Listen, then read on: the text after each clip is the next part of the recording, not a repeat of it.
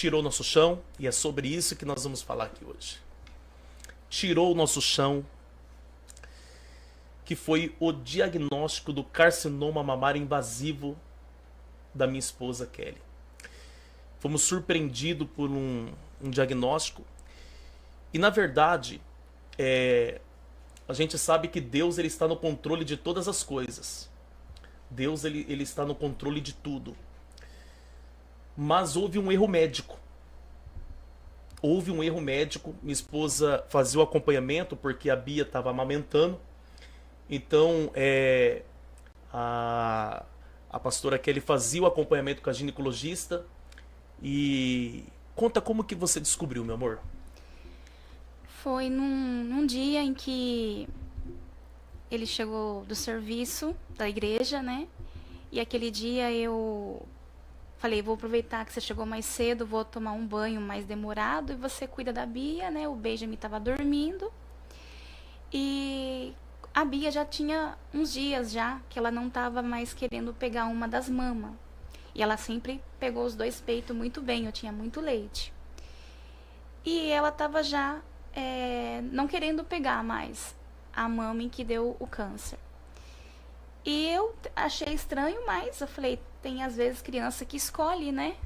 Já ouvi história assim, não fiquei encanada. Mas, como o leite saía com muita facilidade, eu tirava, antes de eu ir pro banho mesmo, já esvaziava a mama. E como aquele dia ele chegou mais cedo, eu quis tomar um banho mais demorado, relaxar, aquele dia eu deixei para tirar embaixo do chuveiro enquanto estava tomando banho. E nesse dia eu resolvi levantar a mão para cima, o braço para cima assim, e fazer uma leve massagem. E foi nessa, usando a mão, o toque, né, que eu senti um carocinho. Aí eu falei, esse caroço aqui, mas era muito pequeno. Aí eu acabei de tomar banho, tudo mais. Meu esposo veio e falou pra mim, a Bia dormiu, você saindo, agora eu vou tomar banho. Aí eu relatei pra ele, né, do que eu senti, esse caroço. E aí ele falou, mas essa semana você tem médico, que era a médica que fez todo o meu pré-natal da minha menina, né? Eu falei, sim. Aí ele falou, então a gente relata pra ela, né? E você faz o exame que você tem que fazer. E foi isso. Aí naquela semana eu fui no médico, ele me acompanhou. E eu falei, doutora, a Bia, eu vim aqui para fazer o autoexame, né? Mas eu também queria relatar que a Bia, ela não tá pegando mais a mama direita. E eu senti um carocinho.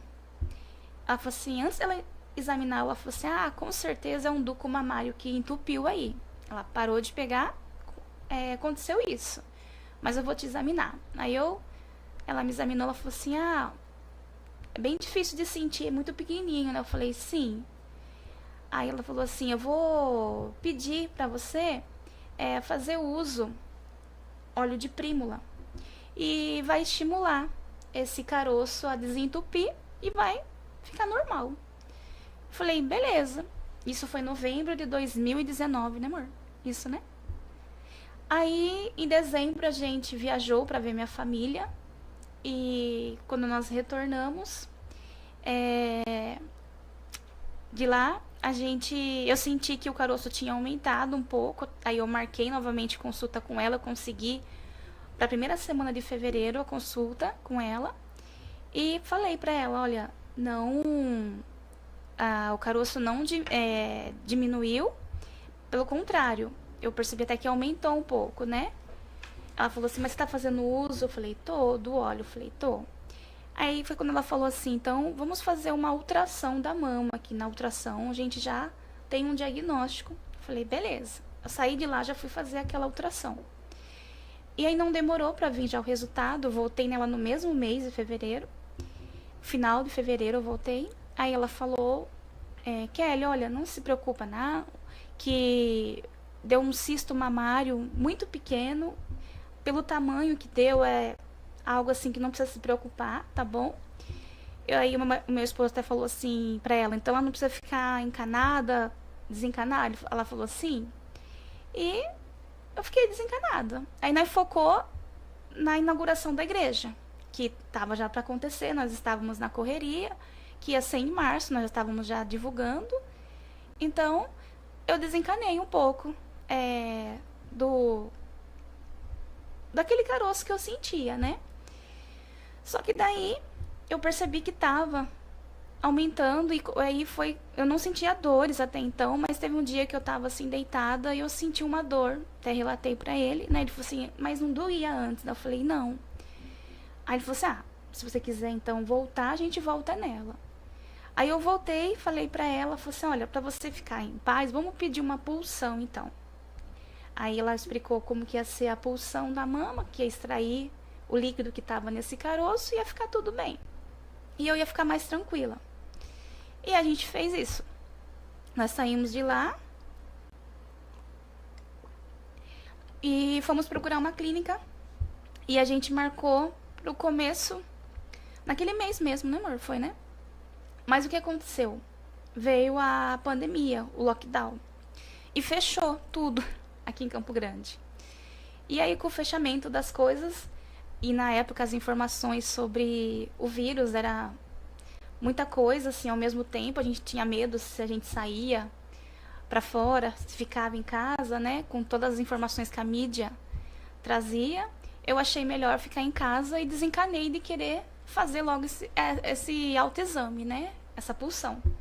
E aí, quando as coisas normalizou, que foi no mês de maio, eu liguei, a clínica falou que estava já normalizado, só não estava assim podendo levar acompanhantes, né? E demorava um pouco para vir o resultado devido ainda à pandemia, né? Eu falei, não, tranquilo. Eu fui com meu esposo, a gente fez, ela relatou que ia demorar quase um mês, né? Para vir devido tudo que estava acontecendo, mas que era para mim aguardar. E assim foi. A gente ficou esperando o retorno, né, amor? Até que um belo dia, foi uma sexta-feira chuvosa, né? Lembro-se até hoje. E o pastor Wellington, como a igreja também estava fechada, não podia ter os cultos, ele ia para a igreja orar pelas pessoas e ficava lá, na medida do possível, assim, atendendo aqueles que precisavam de uma palavra, uma oração, algum alimento que a gente conseguiu arrecadar para ajudar algumas pessoas nesse tempo. E nesse dia eu fiquei em casa com as crianças e eu falei pra ele, ó, ela ligou pra buscar o exame. E aí foi quando ele foi buscar o exame. E eu confesso que eu tava assim, tranquila. Pra mim, assim, ia ser um exame pra mim, como ela falou, desencanar, né? Não esperava uma notícia ruim. Só que ele foi buscar e ele não voltava pra casa. E a hora foi passando, e era um dia muito chuvoso aqui em Campo Grande. E eu tava com medo de ter acontecido alguma coisa, porque eu mandava mensagem pra ele, ele não me respondia, não me dava um retorno. E eu fiquei preocupada mais com ele do que com o exame, que teria dado no exame. E aí até que ele chegou em casa, final da tarde, e do jeito que ele entrou na sala, tava as crianças brincando ali, eu tava na cozinha olhando, vi ele entrando assim, passo por passo, muito quieto, um jeito assim que não é o normal dele chegar em casa. E foi quando eu falei, e aí, amor, pegou o exame, o que deu? Bem tranquila, serena, leve. E aí ele olhou pra mim assim, eu vi que o olho dele tava inchado e que chorou bastante. E eu lembro que ele olhou pra mim e falou assim, amor, você tá com câncer. E aí na hora eu falei assim, quê? Não, deixa eu pegar esse papel aqui, dá aqui pra mim. Aí eu peguei o papel, como a gente ainda não é um pouco leigo no assunto, né? Eu queria encontrar lá o nome câncer, você está com câncer, alguma coisa assim que falasse. E o nome que foi lá era carcinoma, mamário, tal, e um monte de informação.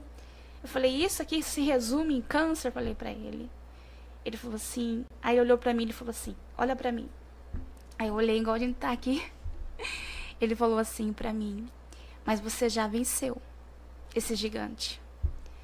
Porque eu estou do seu lado, nós já vencemos. Aí, nessa hora, a Bia veio engateando, assim, perto da gente, assim. Aí eu olhei pra ela, eu lembro que eu falei assim pra ele, porque imediato você ouve uma notícia dessa, quando cai a ficha assim, né? Aí eu falei assim pra ele, então eu não vou ver minha filha crescer? Falei pra ele, né? Aí ele deu uma resposta afirmativa pra mim, que mudou na hora ali tudo. Ele falou assim, você vai ver ela crescer, se formar, vai ver o Benjamin, você vai ver ela casar. E aquilo assim veio no encontro assim comigo. Aí eu falei pra ele, falei assim, eu vou lá no quarto, dá um tempinho pra mim e eu já volto. E eu me lembro que eu fui lá. A única coisa que eu falei, eu nunca questionei a Deus o porquê. Mas pra quê, né? Pra que eu passar por isso? E eu disse pra Deus, Deus, eu não sei qual o propósito de eu passar. Mas eu só peço uma coisa. A única coisa que eu pedi pra Deus foi: torne esse processo menos doloroso possível. E me ajuda, Senhor, a ter força. Eu não sei o que vem pela frente, né? E aí eu fiquei sentada um pouco na beira da cama, olhando pro berço da minha filha ali, antes de eu retornar lá pra cozinha. E eu pensei assim comigo: Deus, ele já fez tantas coisas na minha vida, eu não podia engravidar, Deus me deu o beijo, agora o Senhor me deu a Bia. Deus não ia permitir eu ser mãe se eu não ia poder cuidar dos meus filhos, ver eles crescer. Aquilo já veio como pra mim, assim, no momento ali, uma resposta de Deus de que era permissão, porém o Senhor estava no controle. E aí foi quando eu retornei e aí começou. Na verdade, quando eu fui buscar o resultado, eu parei uma avenida importante aqui chamada Fernando Correia. E eu parei o carro e eu abri o exame e eu li carcinoma mamário invasivo. Quando eu li a palavra carcinoma, na hora eu tive a certeza de que era um câncer. Na hora. Eu peguei, liguei para um amigo, ele é médico, e eu liguei para ele e falei assim, escuta, você tá atendendo? Como que você tá aí? Ele falou, tô no UPA, eu tô fazendo plantão aqui. Aí eu falei assim, eu posso te mandar uma foto de um exame? E ele falou, pode mandar. E aí eu mandei para ele a foto. Na mesma hora ele me retornou, ele disse assim, essa pessoa tá com câncer. Essa pessoa tem que correr logo. Quem que é? Aí eu disse, minha esposa. Aí ele falou assim, cara, eu sinto muito, mas hoje é sexta-feira, segunda-feira você vai ter que correr com ela. Não é qualquer tipo de câncer, é um carcinoma mamário invasivo. E naquela mesma hora ali eu entrei em contato com a ginecologista dela. Eu entrei em contato, mandei a foto e falei assim, doutora, lembra o carocinho que você disse que a gente não poderia se preocupar? Então, ele é um câncer.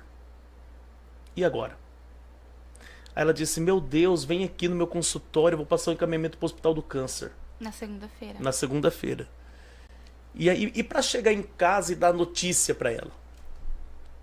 Eu não arrumei outro jeito mais leve. Eu não arrumei outro jeito mais leve. Quando ela olhou para mim e falou assim, o que foi? Eu falei, você tá com câncer. E aí foi um momento tenso. E aí a Beatriz chegou perto dela, ela falou assim, então eu não vou ver minha menina crescer. Mas naquela hora, eu que uso o poder da palavra, o dom da palavra, para motivar pessoas, para levantar pessoas, para orar por pessoas, agora era hora de eu usar essa arma na minha casa. Era hora de eu usar na minha família. Então foi a hora que eu olhei para ela e disse, você vai ver crescer? Sim. Nós vamos passar por isso juntos e nós vamos vencer isso. E ali começou toda a jornada, né? Aí chamamos uma amiga, ela conhecia, na época, ela conhecia um dos melhores oncologistas de Campo Grande. Eu acredito que não tem problema nenhum falar o nome dele aqui, Dr. Fabrício Colassino. E marcou uma consulta na terça-feira para minha esposa. Nós fomos lá, ele foi super atencioso, um atendimento muito humanizado. E quando ele olhou o exame, ele falou assim, isso aqui é um câncer agressivo. Vocês têm duas opções. Ou vocês fazem o tratamento do SUS, protocolo via SUS. Eu falei, qual o protocolo que é esse? Ele disse assim, químio, rádio e depois, se não diminuir, uma cirurgia.